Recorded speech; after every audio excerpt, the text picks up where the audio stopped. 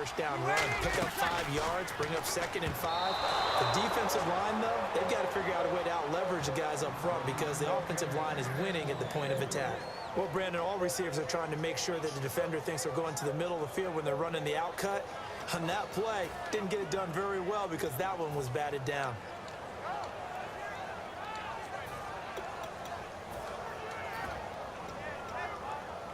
Five yards to gain here on 3rd down. 14. Play action. Breeze. Got a man. He finds Sanders. It'll be a gain of 16 and give him a first down as well. Well, we always hear about the connections some quarterbacks have with certain receivers. I think this guy has a connection with just about everyone. Didn't mind throwing it in there against double coverage to him. Shows some confidence, supreme confidence. Big-time confidence that he would make the play for him, and he did. Breeze now on first down. And complete, right side, the tight end Rudolph. 7 yards, the pickup on the pitch and catch. There's complete to the tight end, and I think they were looking at something out of central casting, frankly. Absolutely. I mean, size, the hands. Speed, I mean, can flat out run. You put that whole package together, you light up the eyes of an offensive coordinator, don't you? Completed pass play. Now let's see if they go back to the air or to the ground. Now, Breeze again. And on the catch right side, this is Sanders.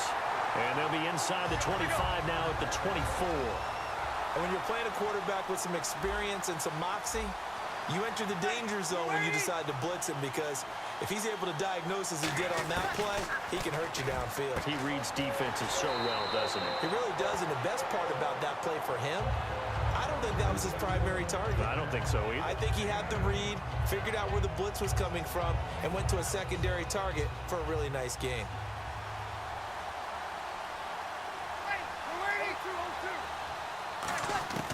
Again, it's Breeze. He's going to leave this for his running back. It's complete. And they'll bring him down at the 13-yard line. Give him 3 yards and a fresh set of downs. We always talk about having to read defenses and how complicated that is.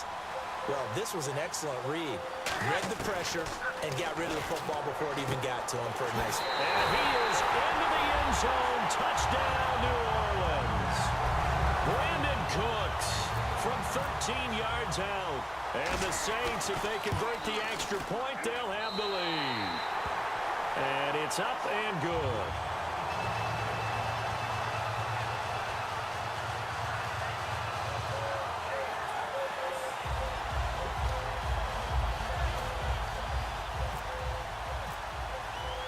Now after the touchdown, it's Sturgis to send it away.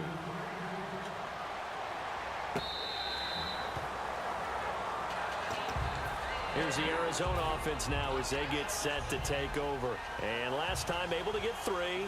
It's not what they wanted. They wanted 6, but they got at least something. They mustered something out of the drive. They'll take it.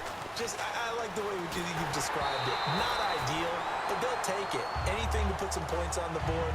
But this time on offense, they don't even want to see the field goal kicker trot on the field. They want that ball in the end zone. Yeah, they'll be going for 6. So 2nd and 10 here.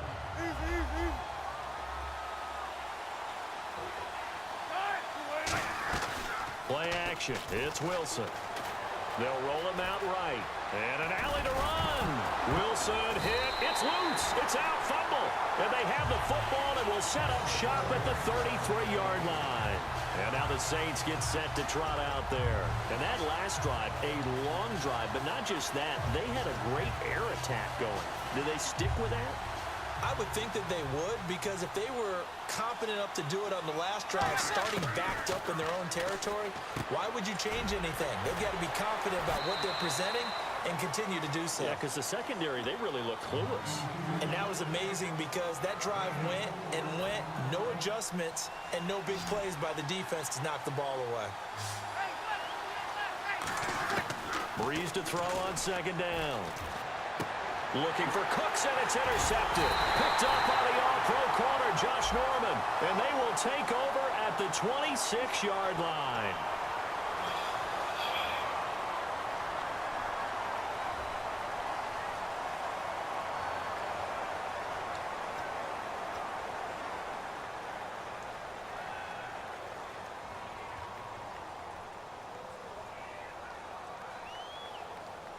So here we go, 1st and 10 now. They'll put 2 receivers left, 2 to the right. On 1st down, Breeze to Shepard, complete over the middle. 5 yards on the catch there, brings up 2nd down.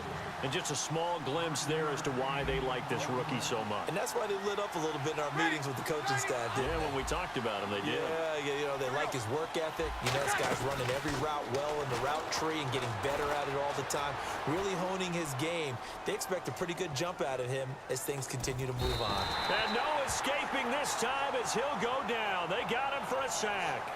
Well, we knew this guy wasn't especially fleet of foot, but he tried to conjure up some escapability, but there was no way he was getting away on that one.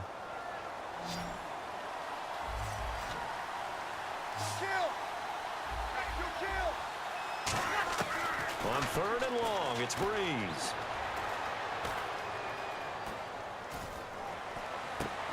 Into double coverage, and it's intercepted. Picked off by Corey Graham. And a big turnover there as his guys will get the football back. Arizona getting ready to go as they take the field. And what do you think goes on here in this situation? If you got the football, you're trailing, you're back in your own territory with just a little time. Do you try something? You're thinking about jump-starting your team, right? You just mentioned they're down. They're trying to get back into the game. But you got to figure, if something goes wrong, you may have put yourself in a spot where you may not be able to come back in the second half.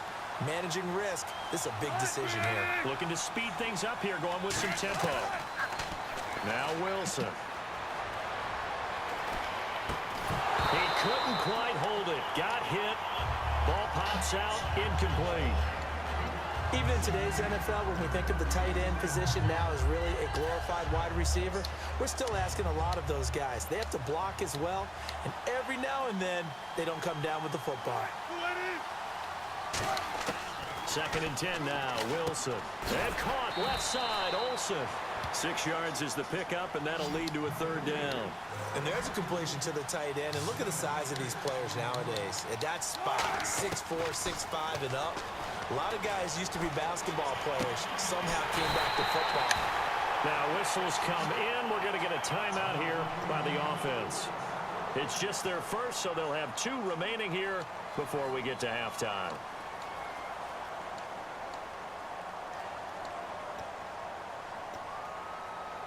So after that big gain, let's see what else the offense has up its sleeve. Throwing now, Wilson on 1st down. And Olsen over the middle. Now hold everything here. We're going to get a timeout by the offense.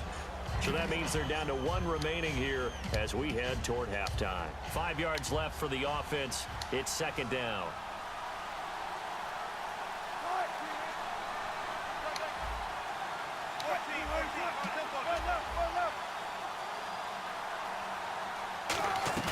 They go play action now. Wilson to the right side, and he's got Landry complete.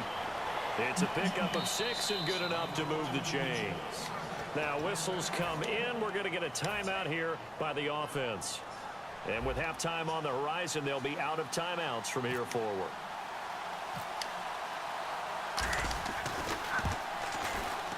And Gostkowski's kick is good. We have hit halftime. Hey, you. Yeah, you. John, why'd you skip Larry's halftime? I'm just kidding. I don't know who you are. But if you're John, maybe you're pretty freaked out for a second. All right, let's get to the 3rd quarter. And they will not get a chance to return this one as it's through the end zone for a touchback. Out come the Saints now. They'll go on offense first here to begin the 3rd quarter. They're down here, but very much in this game. What's the tonality of a coach's talk when a game is within striking distance like this at intermission? Typically, what they're doing is emphasizing the things that went well in the first half and wanting more of that. Sure, you've got to go over some of the errors and clean up some things because there's a reason you're down. But overall, I think they want to stay positive, stay up with this team. We're just starting the second half, and we've got the football. Let's go ahead and punch it in, and then we'll take it from there. See how that recipe works. Kyle Rudolph, the tight end, in motion. Now Breeze throwing on 2nd down. And complete. Right side, the tight end Rudolph. It goes as a gain of 8. It moves the chains. And they're going to hurry back to the line now. And there's another completion to the tight end. And let's face it, it is hard to overthrow a 6'6" target. It is indeed. Quarterbacks like their speed guys. They like that huge 6'6" target that they've got in him. They really do, and it reminds me of what one great tight end told me once. He told his quarterback, just make sure you throw it up there. You know, kind of like put up a... Looking for Sanders, and it's intercepted. A great read, and it's picked off. And a big turnover there as his guys will get the football back. Now we take a glance at the offense as they work their way back out for their first possession of the second half. And they're not going to play this conservative, I don't think. They had the field goal last time, and they're up, but they're looking to put a drive in the end zone. Oh, I agree with you totally. No one goes out on the field and says, all right, let's just settle for 3, except in certain situations, trying to ice a game, that sort of deal. Most of the time, it's end zone, and that's what you're thinking, and I believe that's exactly what they're thinking as they begin this one. Yeah, no quarterback ever goes out there saying, hey, let's get 3, right? Not one that I've ever met. And defensively, they were in zone coverage there. Do you have to be a little careful? You're losing playing against a good quarterback like he is to not play too much zone? Yeah, you have to be careful about how much time you're giving up. I think it's a good point you just brought up. So maybe if you still want to play zone, go to a zone blitz scheme. And you can drop anyone out of your defensive front. Defensive end, defensive tackle. It doesn't matter. You just exchange someone to bring more pressure towards the quarterback and still try and cover downfield. See if they stay on the ground for second down.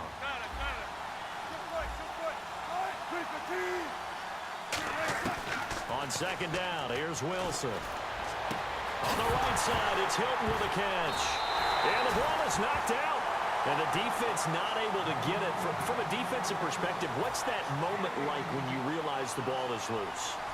It is a moment where all concentration goes right to the football. This is something you've talked about in all your preparation for the game. You probably talked about this training camp. Knock the ball free, take it away from the other team, and now you have that chance.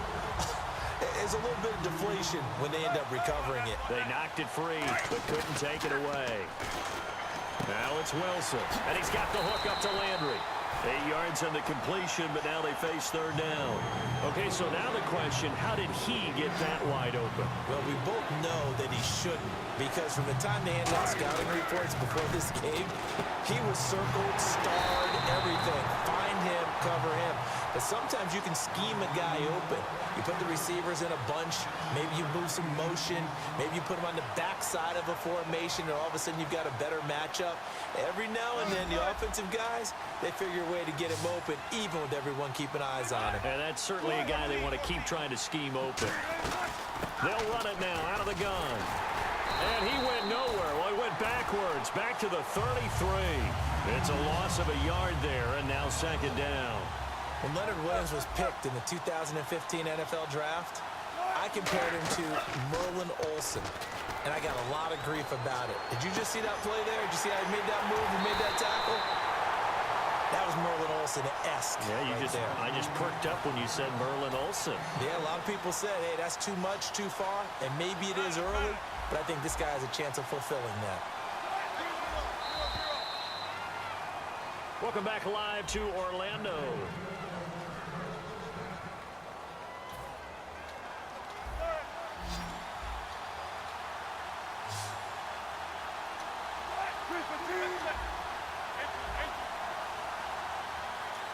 First and goal, defense with a... And he will get into the end zone. Touchdown, Arizona. Melvin Gordon, a 3-yard touchdown run. And the Cardinals will extend their lead. And that touchdown ends a streak, for lack of a better word, of 3 field goals that they put on the board previously. They finally cracked the code. Yeah, they've been down there. They've been in enemy territory, as you said. They just hadn't been able to punch it in until that point. This is taken at his 4. And he'll bring it a few past the 20 to the 23-yard